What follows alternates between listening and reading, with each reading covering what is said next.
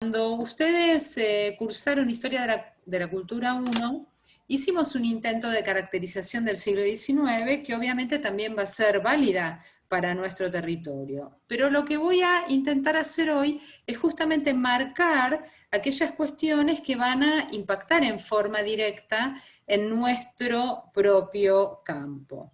Por tanto, intenté una caracterización muy básica en torno a hechos y teorías que marcaron lo que va a ser la configuración del siglo XIX para Latinoamérica. El primer hecho que salta a la vista es una de las consecuencias de la Revolución Francesa y es justamente la invasión del ejército napoleónico. Me parece que hay alguien que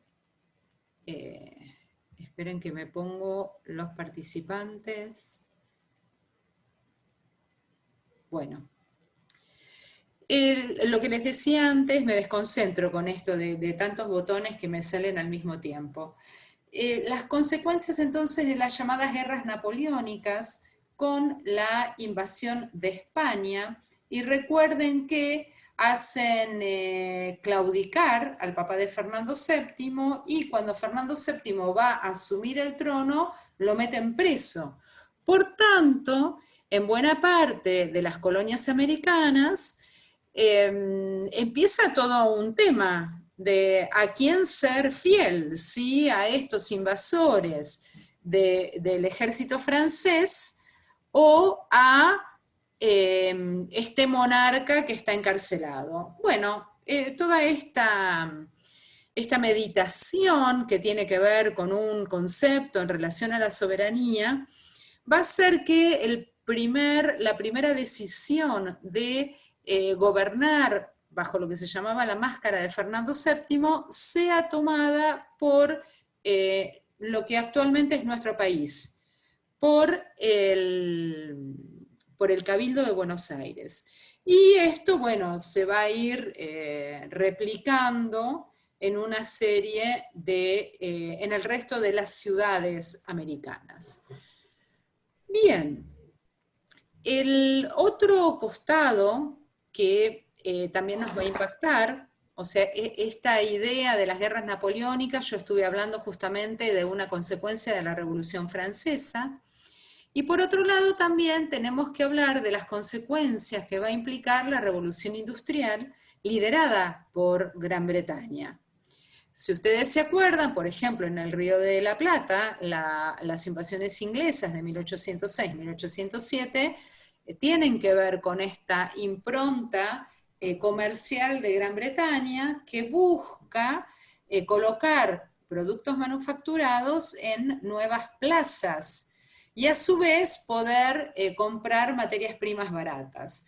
Por tanto, en buena parte de estas disquisiciones en torno a las independencias en la primera parte del siglo XIX, no va a ser menor el rol de Gran Bretaña proponiendo como modelo el libre comercio y el libre cambio. También otro hecho que va a marcar lo que actualmente denominamos Latinoamérica va a ser la posición de Brasil, que a partir de 1808 va a recibir a la corte portuguesa. México y Brasil van a ser los únicos países de Latinoamérica que hayan tenido una tradición real, una tradición de corte. El resto de los países latinoamericanos nunca vimos un rey, un príncipe, ni nada que se le parezca. Por tanto, entonces, esto también va a configurar, más allá de la cuestión idiomática, una distinción dentro de los procesos independentistas del Brasil. Ustedes saben que Brasil se va a independizar en 1822, pero igualmente elige como forma de gobierno generar un imperio y nombra también un emperador. Y con esto también me estoy adelantando a lo que va a ser la marcha de la primera mitad del siglo XIX, que va a tener que ver entonces con estas luchas independentistas es decir, con esta idea de ruptura del lazo con la madre patria, con España, que en buena parte de nuestros países, terminado el proceso independentista, las discusiones en torno a la forma de gobierno de cada territorio va a dar origen también a luchas civiles. Luchas civiles que en general van a terminar entrada la segunda mitad del siglo XIX.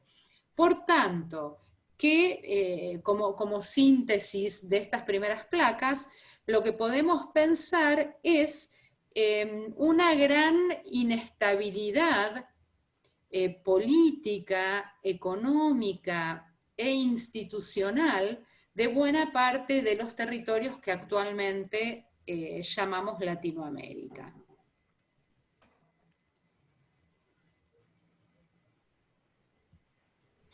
Solo a modo de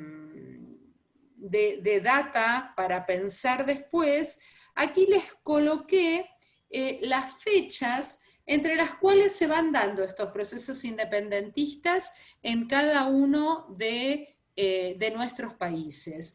Como verán, en México, como en el caso de nuestro país, el proceso empieza en 1810, pero termina fraguando en 1821. Recordemos que en el caso de nuestro país, la independencia recién se declara en 1816.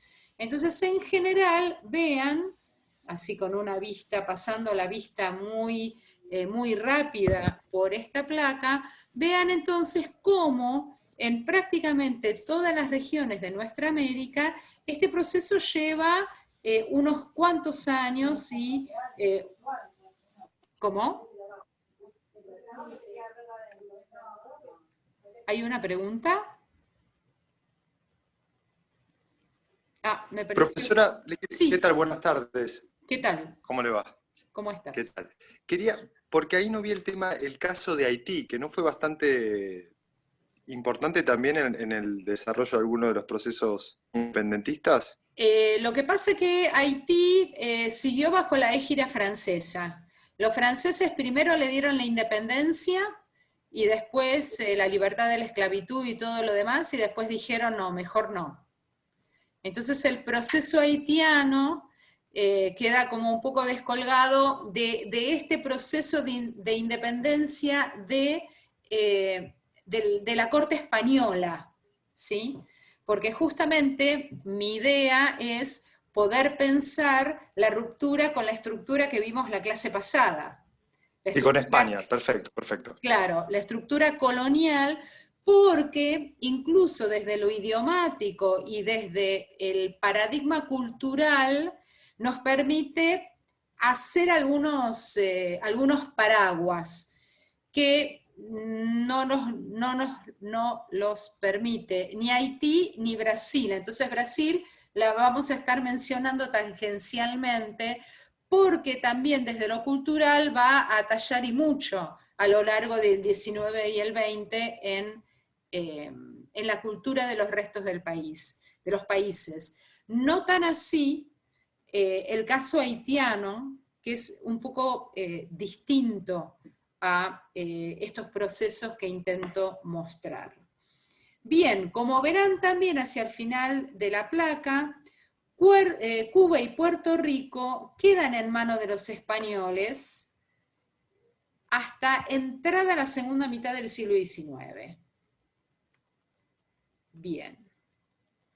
Desde el punto de vista cultural, y acá viene esta cuestión que quiero tratar, en la América hispana sobre todo, y esto también se va a registrar en forma bastante más estrecha en Brasil, estas nuevas élites, corridas las élites netamente españolas, estas nuevas élites criollas tienen la necesidad cultural de romper con las estructuras coloniales. Por tanto, los nuevos faros culturales van a ser Gran Bretaña, Francia y Estados Unidos. Gran Bretaña va a estar relacionado con todo lo que tiene que ver con el mundo comercial y también con el mundo cultural.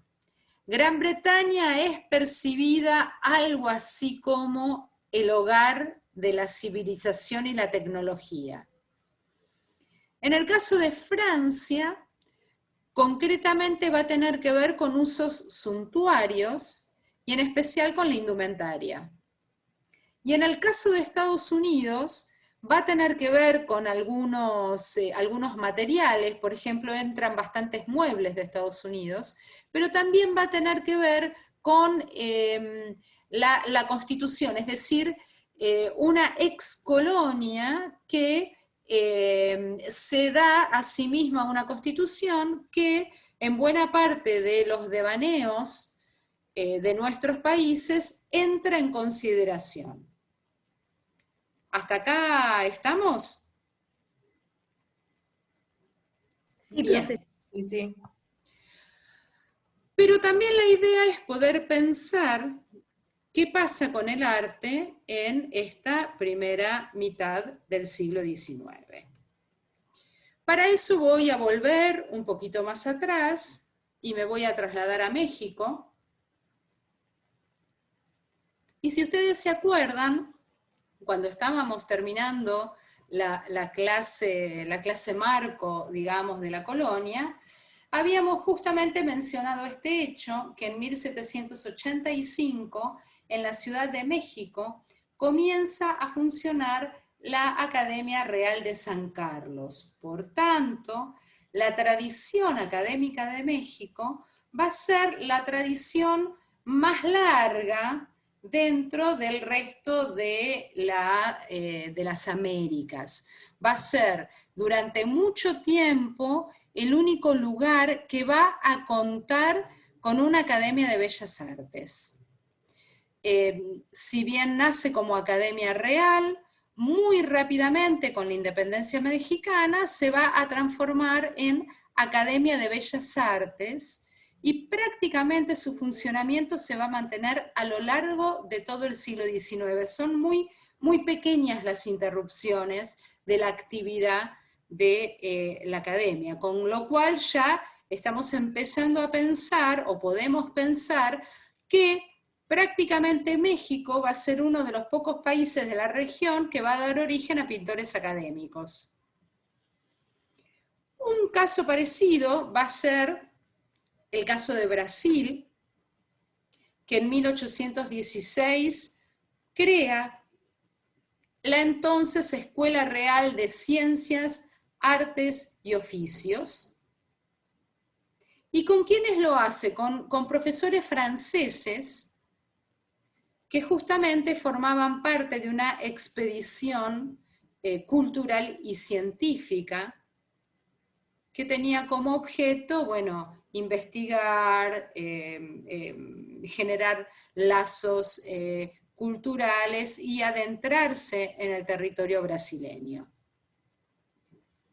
Como les dije antes, en el resto de los países de nuestra Latinoamérica, la formación plástica de buena parte de los artistas criollos va a ser totalmente ecléctica y muy a menudo también autodidacta. Bien, pero también a lo largo del siglo XIX nos vamos a encontrar con un nutrido número de pintores viajeros. Este continente que se acaba de independizar en masa genera muchísima curiosidad. Y es justamente en esta primera parte del siglo XIX cuando visitan nuestros territorios una multiplicidad de expediciones, en general científicas, con lo cual unos cuantos pintores viajeros en verdad se dedicaban a otra cosa. Eran científicos, ingenieros, en algunos casos diplomáticos.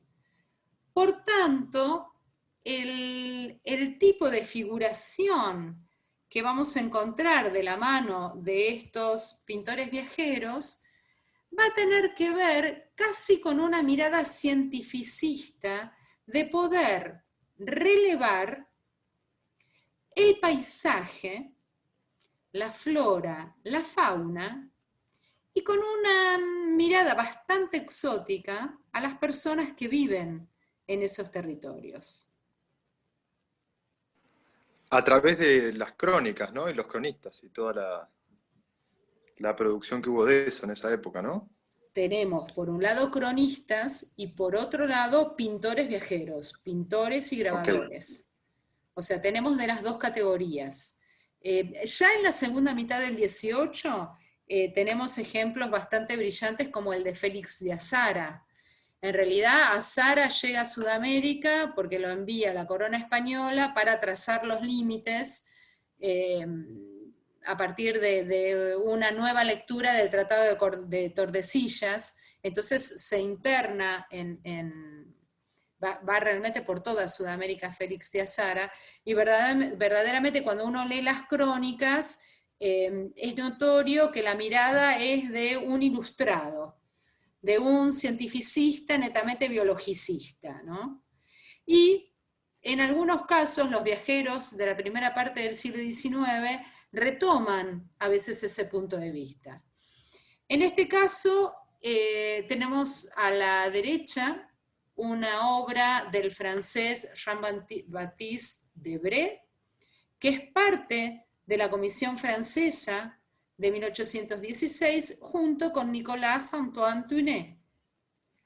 Ambos formaron parte del primer plantel de la Academia de Bellas Artes de Río de Janeiro. ¿Qué ven acá? ¿Qué les parece esta imagen? Están moliendo. Bien, es un molino de azúcar. Piensen que la producción azucarera en Brasil en el siglo XIX era una de las máximas producciones que se generaban en las facendas brasileñas. Vemos al negro trabajando, que es un Bien. tema recurrente de lo que va a ser la pintura latinoamericana.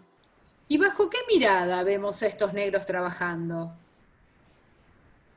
Supervisor. ¿Cómo? La de un supervisor o alguien que tiene que chequear que trabajen. Ajá. ¿Qué más?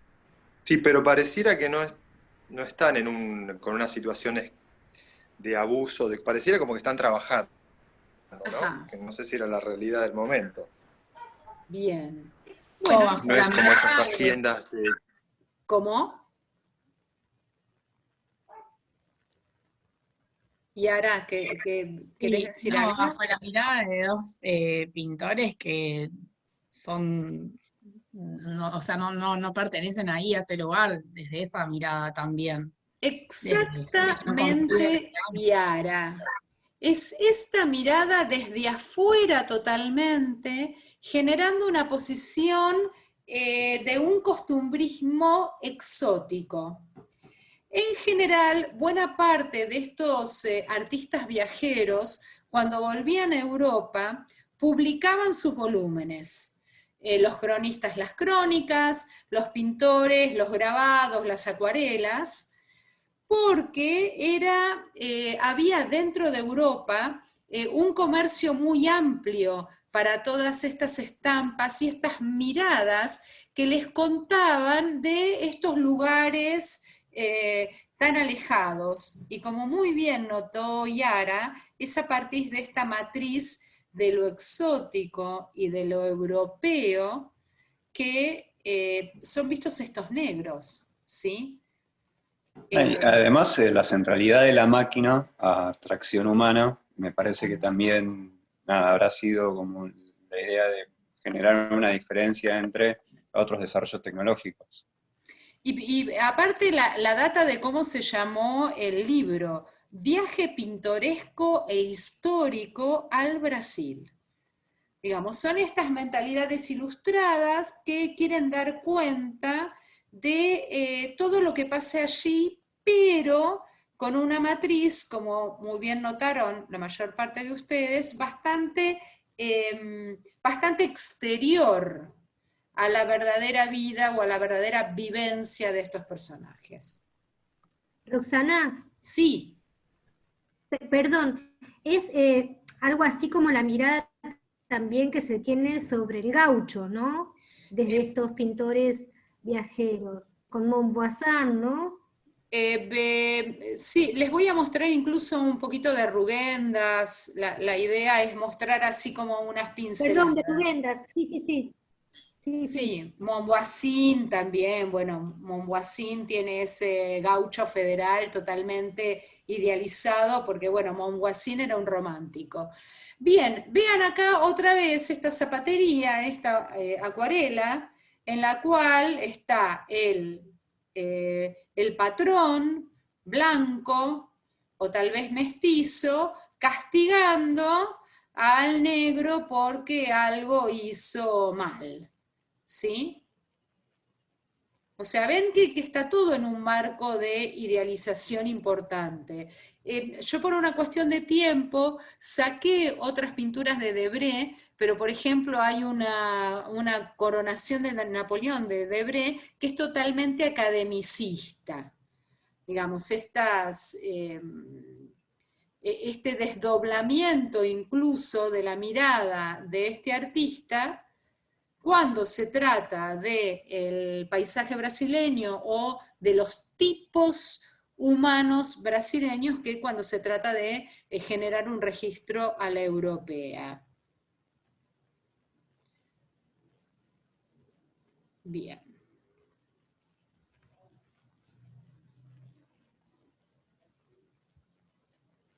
Bueno, y por último, arriba tienen un paisaje de Debret, Serra do Mar, y a la derecha una comida familiar.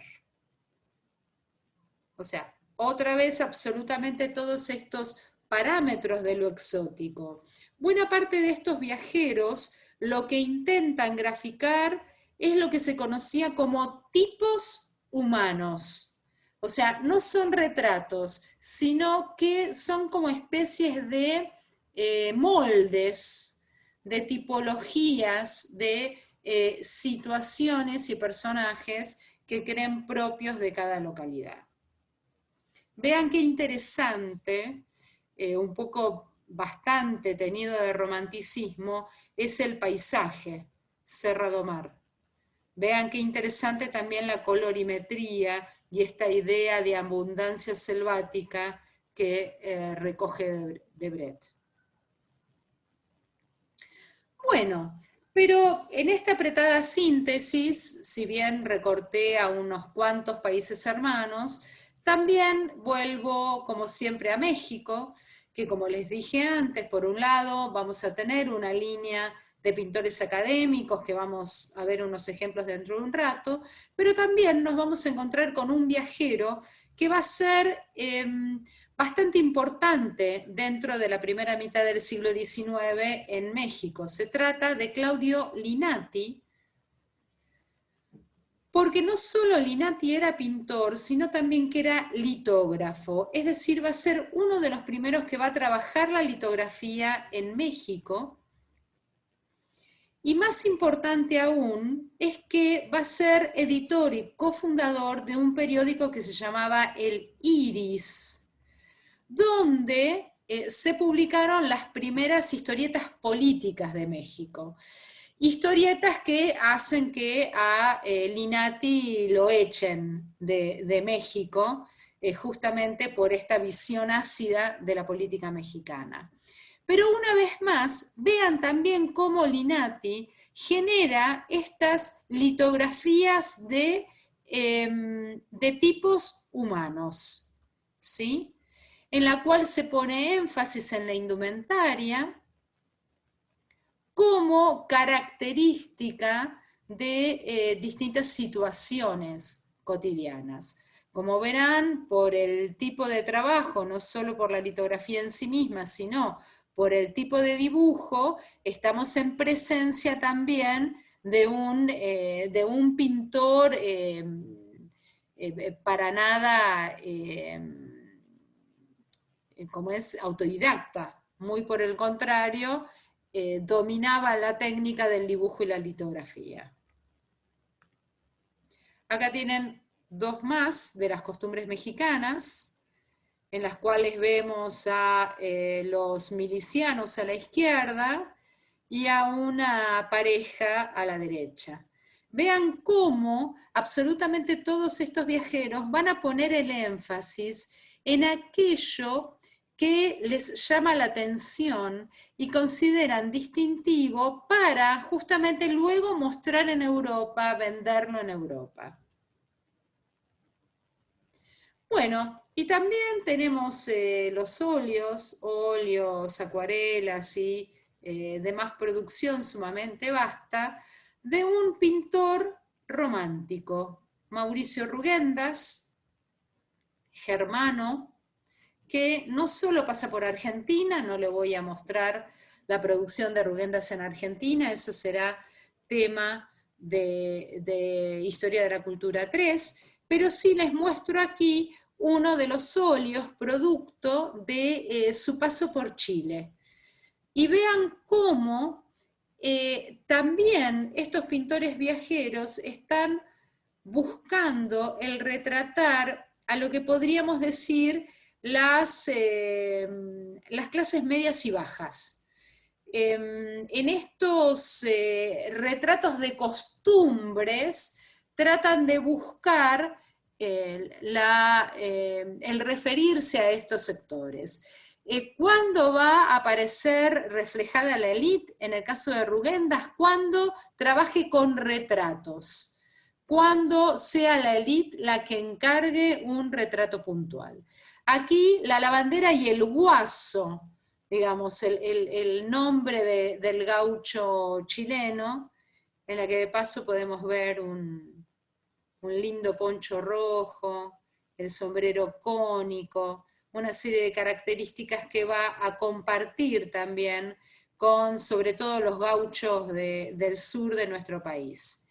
Y la lavandera también sumamente idealizada y muy como en pose, así como delicada, poniendo la prenda en el agua. Obviamente Rugendas es romántico y en su práctica, en su horizonte, en su perspectiva, la imagen está sumamente idealizada. Bueno, también tenemos una imagen a la izquierda de su paso por Perú. En este caso es una vista de la Plaza Mayor de 1843 de Lima, donde también se dedica a retratar a todos aquellos personajes que él ve confluir a la Plaza Mayor. Y lo que más me interesa es la tipología de las tapadas. Estas mujeres que utilizan este rebozo drapeado de forma tal que solo se le ve un ojo, mujeres que ocultan su rostro para asistir a zonas y eventos que tal vez su posición social no le hubiera permitido. Y también a la derecha un retrato, en este caso de Pedro II de Brasil. Como les dije antes, en el 22 Brasil se separa de la colonia portuguesa, o sea, deja de ser colonia portuguesa, pero elige para sí mismo ser un imperio. Y acá lo tenemos a don Pedro II, que vean todo este contexto de naturaleza totalmente idealizada, en el cual está enmarcando a Pedro II, que la verdad, si bien desde la postura lo idealiza mucho, desde el rostro, la verdad bastante feo debía ser Pedro II para que Rugendas no lo haya podido idealizar mucho. Bien, pero también en este contexto de pintores viajeros encontramos algunos pintores criollos.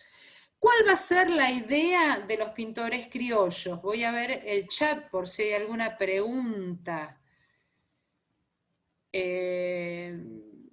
Hablan de una perspectiva rústica. Bueno, después me cuentan el chiste porque me disipo. Fue por tu realismo con respecto a la cara de este don. Ah, sí, del emperador brasileño. Sí, ni Rugendas pudo con ella. Bien. Entonces les decía, el otro planteo en paralelo a los pintores viajeros, nos vamos a encontrar con un grupo de pintores criollos educados en general en forma muy ecléctica, que van a intentar cuadros de historia y también van a intentar mostrar a estos primeros héroes de la independencia, es decir, que la visión de estos pintores sí va a ser una visión totalmente enraizada en los sucesos políticos de cada uno de nuestros territorios.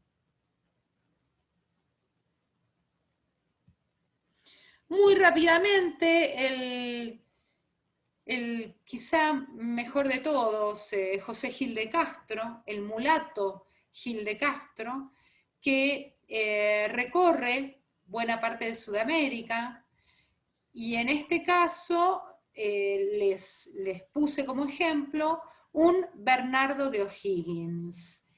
¿Qué ven acá? ¿Esto les hace acordar alguna cosa que vimos en Historia de la Cultura 1?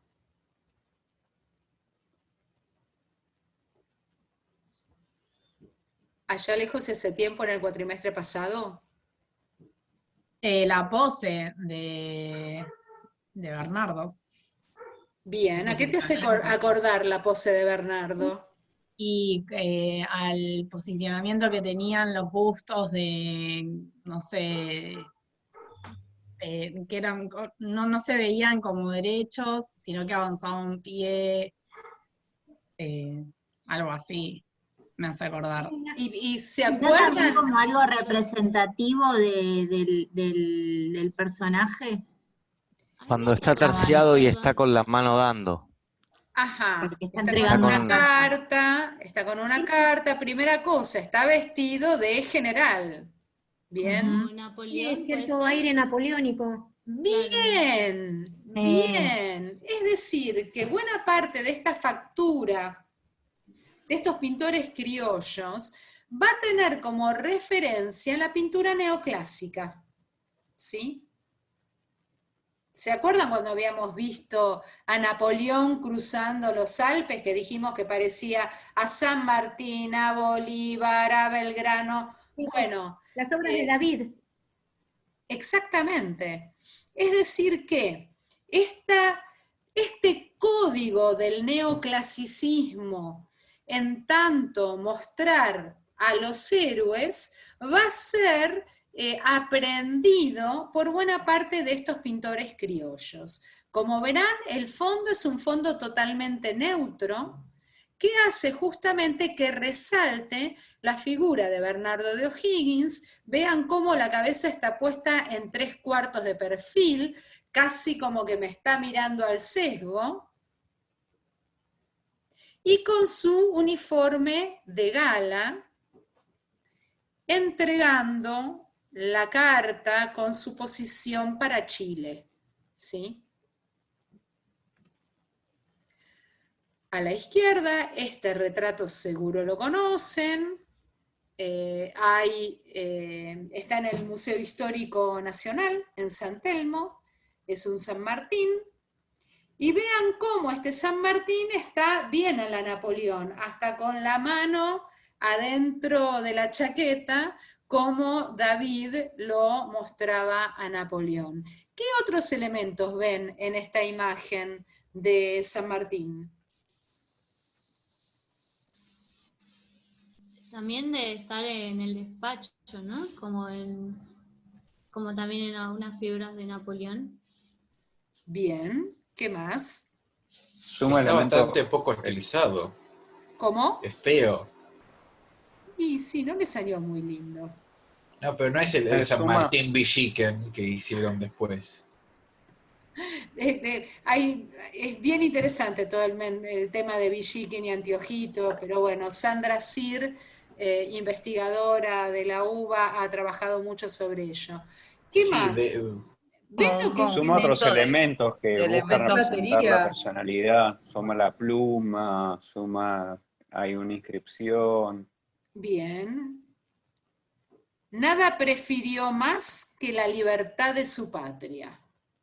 Bien, la mirada del héroe. Y vean cómo hacia atrás se Hay echa como, mano a este recurso de los cortinados también típico de David y de buena parte de los neoclásicos. Esta idea como mostrando aquí está el héroe, casi como este telón de fondo sobre el cual se recorta la imagen de San Martín. Y a la derecha un Bolívar, también de Gil de Castro, ¿sí? Bastante menos articulado que el caso de el San Martín. ¿Y acá qué pasa? Pintor ecuatoriano, Antonio Salas, otra versión de Simón Bolívar.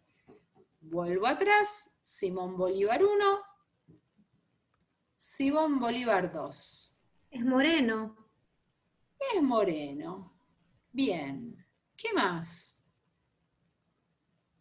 Y también tiene referencia neoclásica con las columnas, ¿no? Exactamente. Otra vez las columnas y el telón, digamos, las cortinas. Vean cómo, obviamente, tanto Gil de Castro como Antonio de Salas no son pintores académicos. Son pintores que no reciben una formación muy estricta, y la mayor parte de su praxis la consiguen desde su ser autodidactas. Vean que incluso acá Salas tiene un problema de escala, ¿no? En relación a la cabeza, al cuerpo, etcétera, etcétera, desde la mirada académica. Bueno, y de la Gran Colombia les traje a José Pedro de Figueroa, donde a la derecha tenemos otro Simón Bolívar y abajo el pacificador Pablo Morillo. ¿Sí? O sea, vean qué interesante la profusión de relatos de retratos de Bolívar. Casi podríamos hacer una serie, más moreno, menos moreno. Pero bueno, todos coinciden con la típica, ¿cómo es? Patilla de principios del siglo XIX y el bigote. También aquí notamos en el tipo de dibujo que Pedro de Figueroa no es un académico. Bueno, pero como si esto fuera poco, también dentro de los pintores criollos nos vamos a encontrar en el caso de América del Sur, porque dentro de un rato vamos a ver qué pasa en México, con todo un género que podemos denominar la pintura costumbrista criolla. El caso más emblemático va a ser el de Pancho Fierro, en el Perú, que entre las décadas del 50 y el 60 va a editar lo que se va a llamar Costumbres de Lima. Aquí ven 4 páginas de Costumbres de Lima. Y vean cómo Pancho Fierro es mulato, pero no escapa a esta tipología que habíamos visto de los pintores viajeros. Esta necesidad de mostrar tipos humanos. El velero, el canónico, el acarreador de llamas, el hacendado,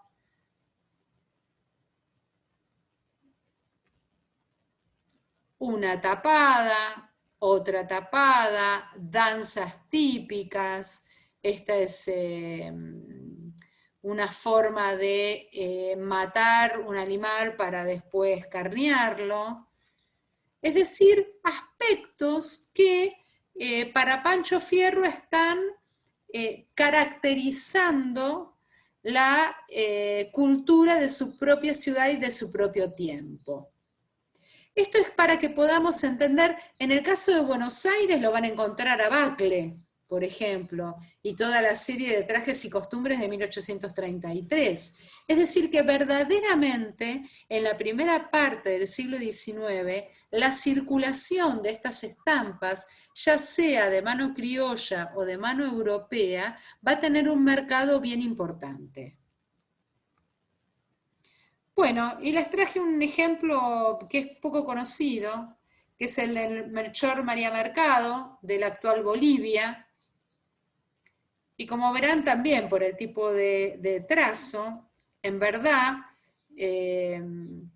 Melchor Mercado fue abogado, político, militar, explorador, y en sus ratos libres tomaba notas en acuarela y nos regaló este tipo de imagen que él publica en un álbum que se llama Paisajes, Tipos Humanos y Costumbres de Bolivia.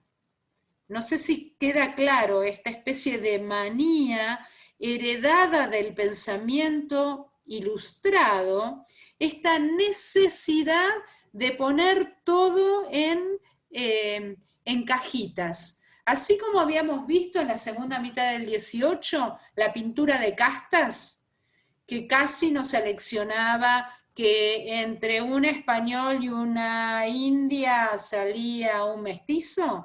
Bueno, vean cómo de alguna forma este discurso cientificista, regulador y clasificador también se hace presente en la primera mitad del siglo XIX.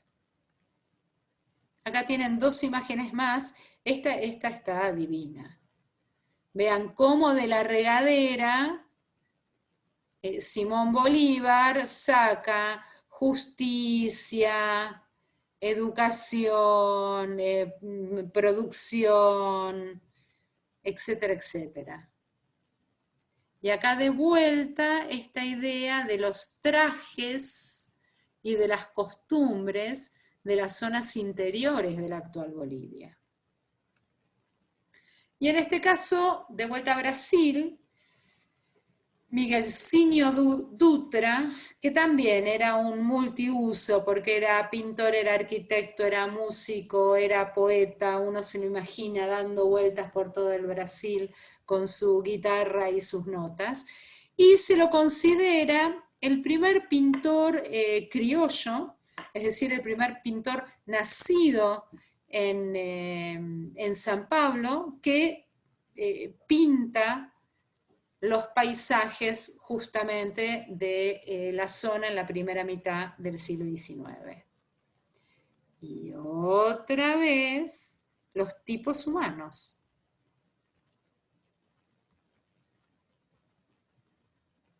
Bueno, estas son otras dos obras de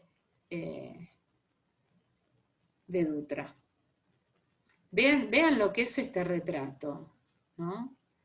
Este siempre lo pongo porque, bueno, esto es uno de los patriotas brasileños, y vean la versión de Dutra, o sea, cómo le pone los ojos así como mirando por el rabillo del ojo, y casi le da un tono caricaturesco al retrato. Bueno, en este apretadísimo mosaico, también nos debemos preguntar con qué elementos nos encontramos en la segunda mitad del XIX, o sea, qué elementos sumamos a estos de los cuales ya hablamos al comienzo de la clase. En la segunda mitad del siglo XIX vamos a observar la introducción en toda Latinoamérica de la idea de la modernización, el imperativo de la modernización.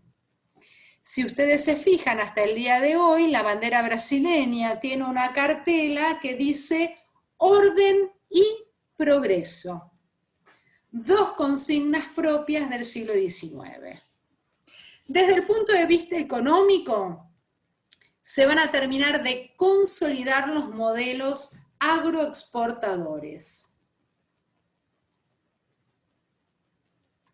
Por tanto, ¿cuál va a ser el lugar de Latinoamérica dentro de la nueva división económica del mundo? Latinoamérica será la proveedora de materias primas baratas, de buena calidad, y una consumidora de productos manufacturados.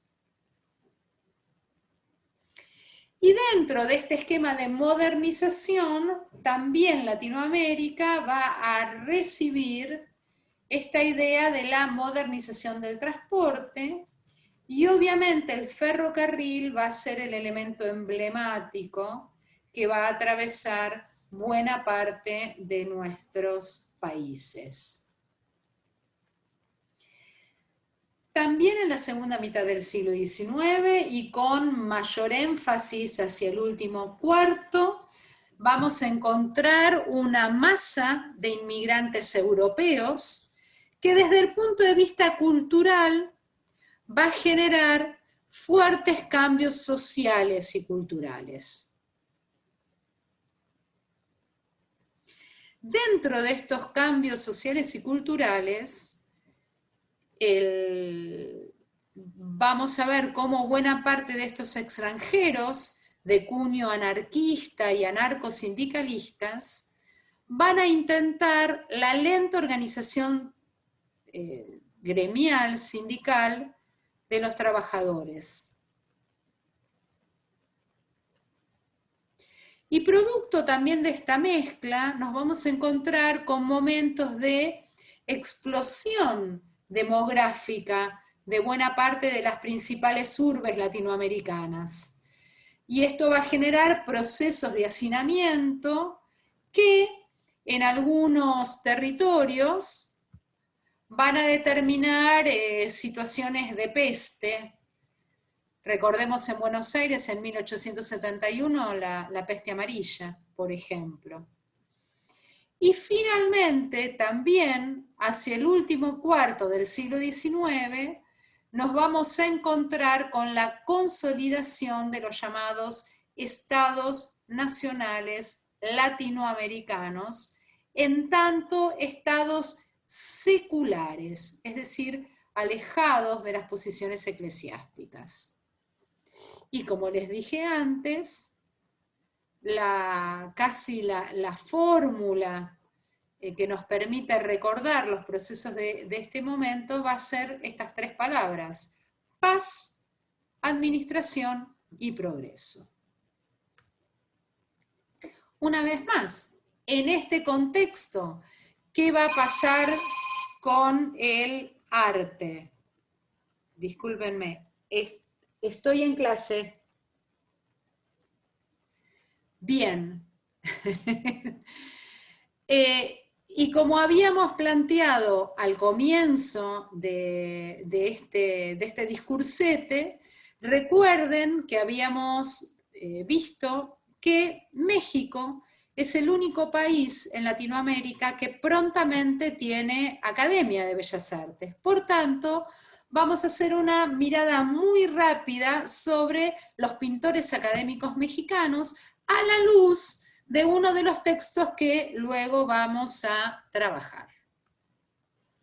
Bueno, primero un profesor que en la década del 40 va a ser importantísimo dentro de la Academia Nacional de Bellas Artes Mexicana, que va a ser el catalán Pelegrín Clavé. Clavé va a traer todas las posiciones de las nuevas olas europeas. Pero él mismo va a ser un pintor bastante ecléctico, con lo cual, por ejemplo, en esta imagen, en este retrato de dama de 1849, esta imagen está bastante atravesada por cierto romanticismo, aunque también por algunos elementos propios del neoclásico. Por tanto, buena parte de las claves que trae Clavé a México ya vienen bastante mezcladas, y ahí lo interesante también del academicismo mexicano. Otro pintor bien importante dentro de este capítulo va a ser José Obregón. Y José Obregón es mexicano, por tanto va a ser uno de los primeros alumnos de Pelegrín Clavé. Y luego también va a ocupar un sitial como profesor y académico de Bellas Artes. A la derecha, Giotto y Cimabue, y abajo un retrato de Porfirio Díaz. ¿Qué ven en el cuadro de la derecha?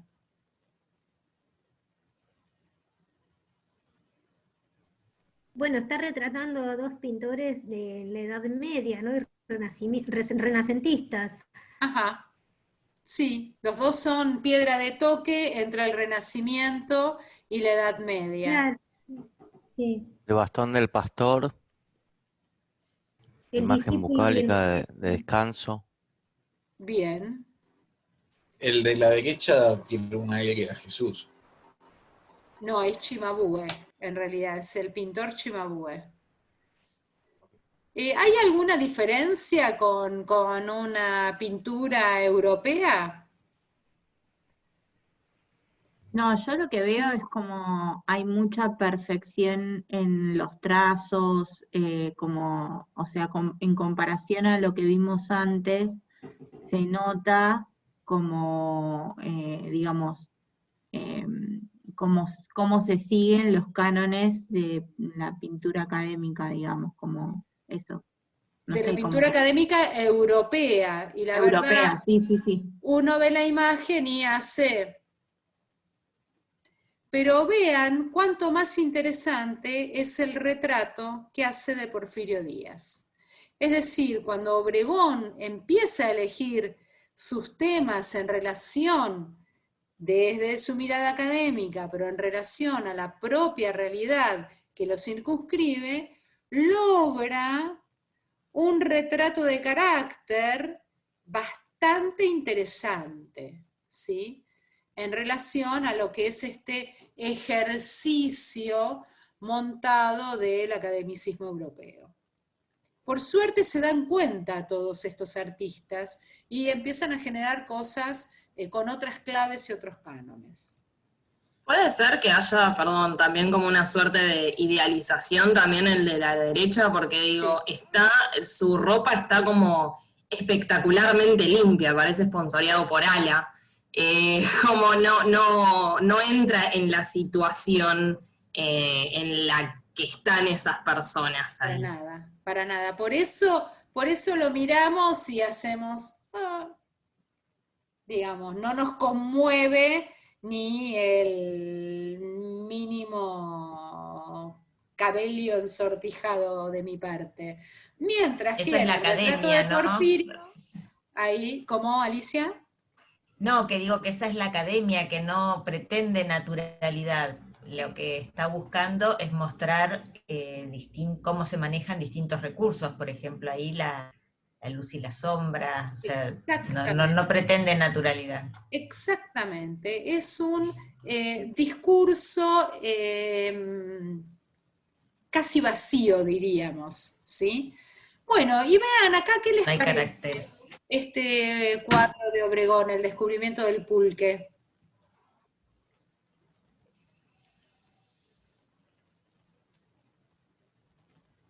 Pulque, bebida sagrada, ¿no?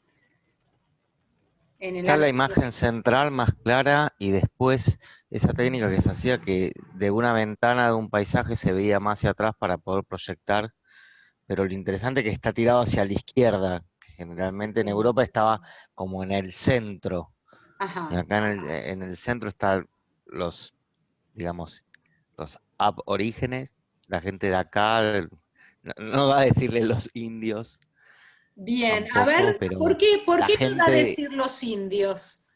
porque no, porque estaban en América. Pero lo interesante es lo que comentaba también Rocío de la ropa. La ropa está blanca, impecable, y están con luz ellos. Eso es interesante. Tiene Exactamente, luz donde entonces, están los personajes del cuadro.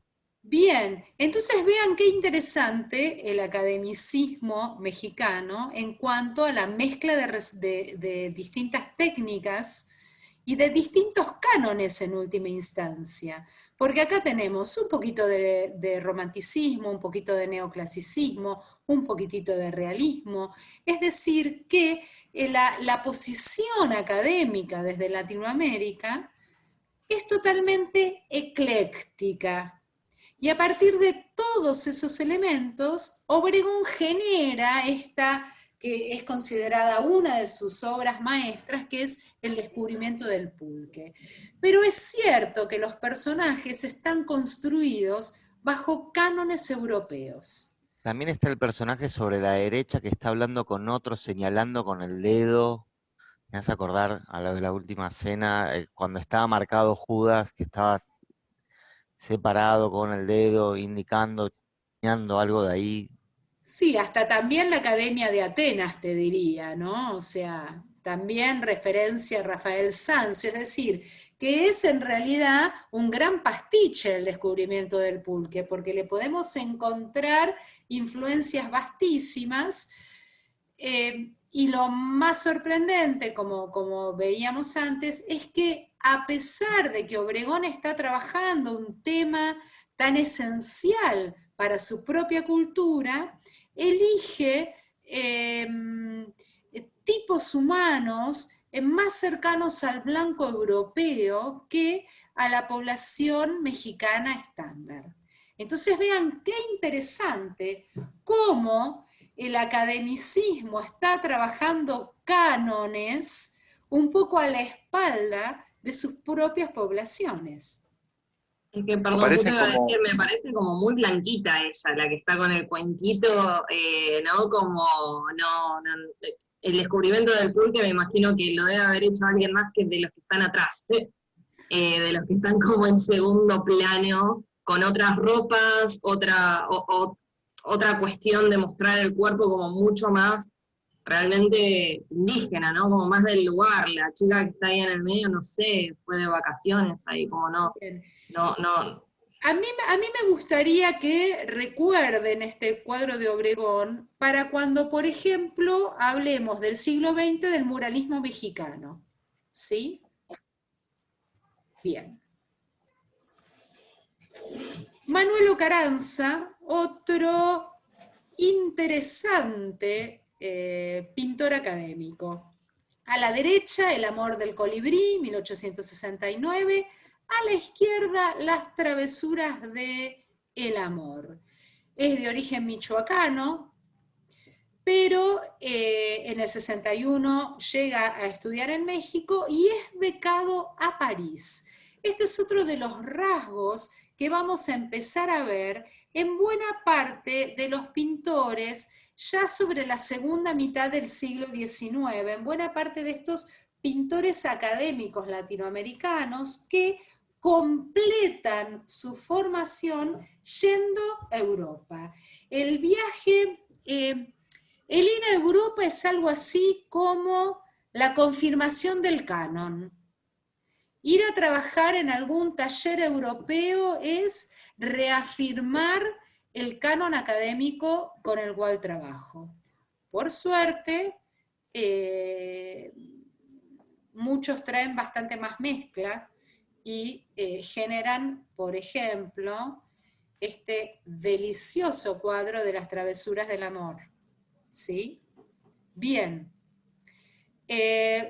Una imagen totalmente idealizada, El amor del colibrí, en el cual también podemos encontrar distintas notas que tengan que ver con esta idea de la mujer pura y con buena parte de discursos de la segunda mitad del siglo XIX. Bueno, otro artista que va a ser académico, pero también va a editar su propia revista y va incluso a incursionar, como verán, en el postimpresionismo y también en el surrealismo, es Julio Ruelas. Y en esta obra les muestro La Domadora. ¿Qué ven acá? Ya es una obra cercana al fin de siglo, ¿no? Y es un desnudo sin excusas de divinidad. No es una diosa, no es una alegoría, es una mujer, incluso con estas medias muy sugestivas. Es interesante que tiene calzado y sombrero. Exactamente, por eso el desnudo es bastante más provocativo que si Y no no sé si tuviera una fusta en la mano. En la mano tiene un rebenque, porque ¿a quién está adiestrando? Es la domadora del cerdo que está ahí corriendo. Sí. Está Medio domando a un 50 chancho sombras. y a un mono. Y un monito. Con lo cual, ¿qué tipo de mirada está generando aquí Ruelas? Y es una mirada procaz, ¿no? Bien. Y tiene un toque impresionista. Postimpresionista, sí. O sea, otra vez hay, o sea, él está bastante influenciado por el postimpresionismo, por el simbolismo francés, es decir, por cierto decadentismo propio de los últimos 10 años del siglo XIX. Pero vean cómo acá ya nos estamos despegando de tantísimas cuestiones y ya Ruelas está abriendo un poquito más el juego, como ustedes mismos lo dijeron, a lo procas, a lo no tan de lectura tan lineal. Bueno, y a propósito, como les decía antes, de los textos que tenemos que leer, voy a hacer una pasada muy rápida por esta línea no académica que va a ser el costumbrismo mexicano. Es decir, al mismo tiempo que en México encontramos a los pintores académicos, vamos a encontrar a estos pintores que en general los vamos a encontrar, por ejemplo, en Guadalajara, es decir, bastante alejados del México DF. Y acá lo tienen a José María Estrada. Pensemos en los primeros cuadros de Obregón, que son contemporáneos a esto. ¿Qué similitudes y qué diferencias le encontramos?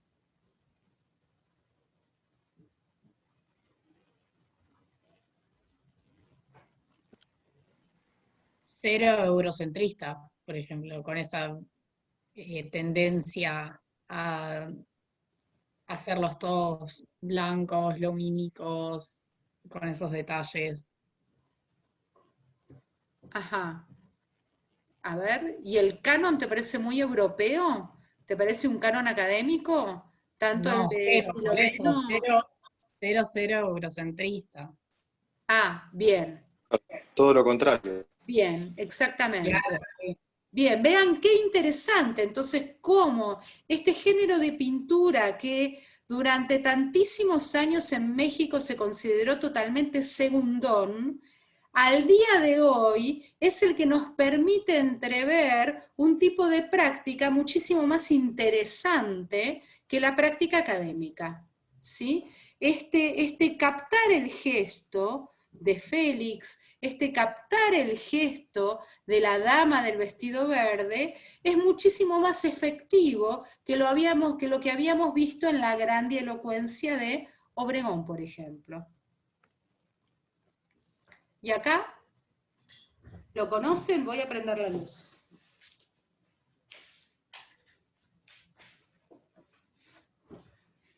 ¿Conocen a Guadalupe Posada?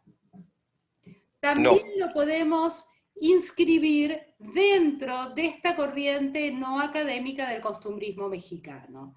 Esta idea, ustedes saben que hasta el día de hoy si vieron Coco, la película de Disney, en México se sigue celebrando el Día de Todos los Santos y el Día de Todos los Muertos, y todas las familias verdaderamente veneran, van a los cementerios, hacen fiestas, y justamente Guadalupe Posadas viene de la gráfica e inmortaliza, a partir de la segunda mitad del siglo XIX, justamente esta tipología de San la Muerte en actividades netamente cotidianas y propias de México. Y sí, seguramente la conocen, a la Catrina. Hasta el día de hoy uno va a cualquier parte de México y en las tiendas de recuerdos se encuentra en la puerta, muy enjollada y muy vestidita, alguna Catrina. ¿Sí? Bueno, ¿de qué va todo esto? De presentar, en el caso de México, que es donde tenemos información bastante más abundante, estas dos líneas, estas dos posiciones que están conviviendo.